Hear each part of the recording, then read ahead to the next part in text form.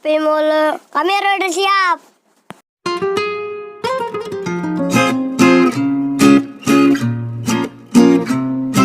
Halo teman-teman semua. Untuk kali ini saya ingin sekali membahas tentang penulis roman yang sangat fenomenal pada masa itu. Roman-roman yang dianggap bagi sebagian orang dianggap sebagai roman rendahan, roman picisan, dan saat itu tahun-tahun 80-90-an yang paling menonjol dan sangat terkenal itu adalah Freddy S. Freddy S ini adalah sosok pengarang yang sangat fenomenal pada masa itu. Dia terkenal pada masa-masa tahun 80-90-an ya. Bahkan sejak akhir 70-an dia sudah mulai berkiprah menulis novel. Menarik sekali membicarakan Freddy S karena saya adalah orang yang kebetulan adalah orang yang melalui era masa remaja, era 90-an. Nah, dan pada masa itu saya juga termasuk remaja yang banyak membaca karya-karya Freddy S. Karena masa itu karya Freddy S ini adalah novel yang paling mudah ditemukan di banyak tempat. Novel-novelnya dijajakan di banyak tempat keramaian seperti terminal, halte, stasiun, lampu merah, bahkan sampai ke pasar-pasar tradisional. Di pasar tradisional ini juga saya menemukan fenomena menarik ya tentang Freddy S ini, karena novel Freddy S dan novel-novel Wiro Sableng, Abdullah Harahap itu bisa bersanding dengan Juz Amma, dengan Iqra, dengan Al-Quran, dan juga dengan tasbih segala macamnya. Dan itu fenomena menarik yang saya temui waktu itu pada masa-masa tahun 90-an. Freddy S adalah seorang penulis kelahiran Semarang pada tahun 1954. Bukan nama asli, itu adalah nama pena. Nama aslinya adalah Bambang Eko Siswanto. Freddy S ini mungkin lebih dikenal sebagai penulis novel-novel yang agak vulgar ya. Tapi saya melihat dari berbagai referensi, Freddy S ini justru adalah seorang seniman yang multi talent.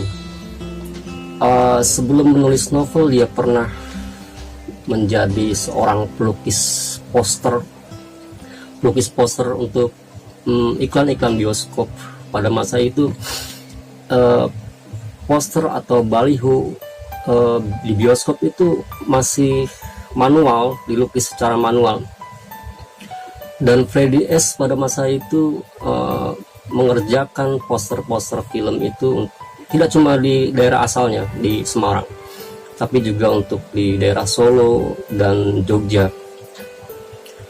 Pada masa-masa itulah kemudian Freddy sempat membuat komik genre roman.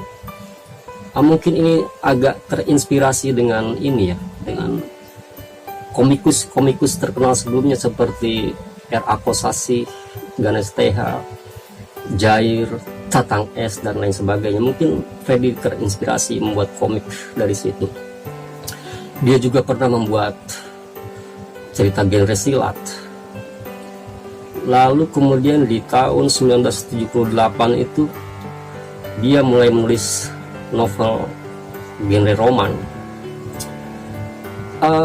Novel pertamanya inilah yang akhirnya membuat Freddy menjadi sangat produktif, karena novel pertama ini pada akhirnya dilirik oleh produser untuk dijadikan sebagai film. Film ini kalau tidak salah adalah film berjudul Senyummu Adalah Tangisku, dibintangi oleh Rano Karno, dan beberapa artis terkenal pada masanya, dan juga ada ayah Rano Karno saat itu adalah Soekarno M. Nur juga ikut main. Film ini disutradarai oleh Dasri Yakub kalau tidak salah, dan diproduksi oleh PT Inem Film. Dulu PT Inem Film ini cukup terkenal ya karena cukup banyak memproduksi film-film. Freddy ini menarik karena pada akhirnya dia menggeluti dunia film itu benar-benar dari bawah. Semenjak novel pertamanya dibuat sebagai film, Freddy pada akhirnya ingin menekuni dunia film itu, lalu dia kemudian hijrah ke Jakarta dan mengikuti kursus di KFT. KFT itu adalah sebuah lembaga yang khusus untuk mereka-mereka yang ingin bergelut di dunia film pada masa itu. KFT itu adalah singkatan dari Karyawan Film dan Televisi kalau tidak salah. Itu pada masa-masa Orde Baru. Setelah mengikuti kursus-kursus di KFT itu, Freddy mulai menulis naskah untuk film.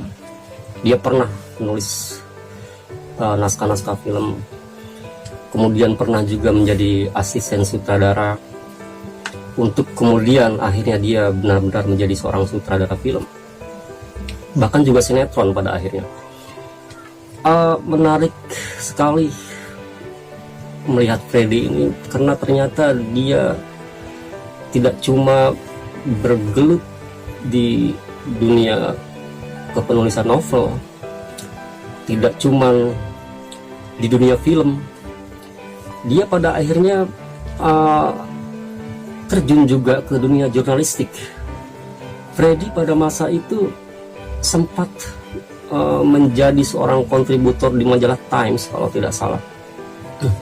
Dia bahkan ikut meliput PON ke-10 itu di masa-masa dia menjadi seorang kontributor di majalah Times. Sela-sela pekerjaannya yang selain menulis novel, bergulut di dunia film, Freddy tetap juga aktif sebagai pelukis.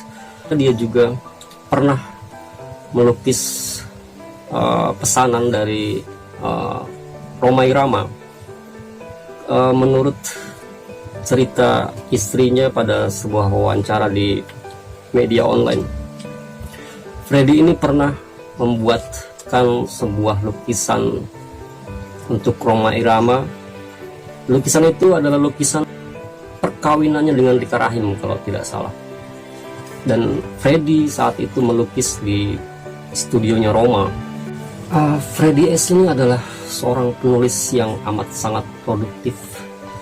Karyanya mungkin berjumlah ratusan. Sayang saya tidak punya catatan yang pasti mengenai berapa jumlah novel-novelnya. Pada masa-masa awal, karya Freddy ini pernah juga dibeli oleh beberapa penerbit keturunan Tionghoa. Yang paling fenomenal mungkin adalah penerbit yang berkantor di sekitar daerah Senen itu, Gultom Agency. Gultom Agency ini pula lah yang pada akhirnya berperan sangat besar mendistribusikan karya-karya Freddy S ke berbagai pelosok di Indonesia. Sebenarnya tidak cuma di Indonesia, tidak cuma penerbit-penerbit Indonesia, tapi ada penerbit-penerbit dari negeri jiran Malaysia dan Brunei yang pernah membeli karya-karya Freddy S. Ini semuanya dijual putus oleh Freddy per judul. Sebagai penulis novel, Freddy S ini pernah mengalami masa-masa kejayaan, masa-masa keemasan, dan dia berhasil mewujudkan mimpi-mimpinya untuk menyekolahkan anak-anaknya sampai ke jenjang sarjana. Ini adalah impian terbesar seorang seniman. Nah, Freddy tidak menginginkan anaknya untuk terjun ke dunia seni karena menurutnya dunia seni ini sangat berat untuk dijalani, tidak seperti sekarang yang mungkin cenderung lebih mudah. untuk dijalani. Sosok Freddy S pada akhirnya di mata saya, dia bukan sekedar seorang penulis roman yang dianggap rendahan atau roman-roman picisan. Sosoknya adalah seorang seniman multi talent. Dia bukan hanya seorang novelis, tapi juga seorang jurnalis. Dia pernah membuat komik dan terakhir dia terjun sebagai salah satu filmmaker yang pernah ada pada zamannya. Mungkin memang namanya tidak akan pernah tercatat sebagai sastrawan, tapi dia adalah seorang kerja seni yang luar biasa, seniman serba bisa. Dan hingga saat ini karya-karyanya masih sangat mudah untuk ditemukan di kios-kios buku bekas. Harganya pun masih tetap sama seperti dulu, masih seharga sebungkus rokok. Freddy S pada akhirnya adalah sebuah legenda. Dia mengisi kekosongan sebagian remaja pada masanya. Mungkin novel-novel yang dia ciptakan agak vulgar, tapi justru dia banyak diterima di sebagian besar masyarakat, mulai dari kota hingga ke pelosok-pelosok desa. Teman-teman, sekian dulu untuk video kali ini. Mudah-mudahan nanti saya bisa mencari konten yang lebih menarik lagi. Assalamualaikum warahmatullahi wabarakatuh. Salam sejahtera, salam literasi.